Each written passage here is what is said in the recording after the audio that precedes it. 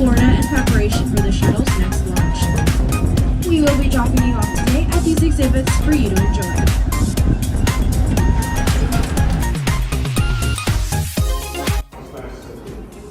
Because when you leave here, here's my goal. You're going to know more about living and working in space than anybody else will do. You're not going to eventually come back there and have a video of worship. And just use it to launch above the atmosphere and then back down again. The next orbit the Earth. Just 10 years later, we went to the moon with a rocket literally 100 times more powerful than what you saw. Because that's what it takes to go to the moon. And on the moon, you can do some pretty fancy stuff because you only weigh 1/6 of what you do on Earth.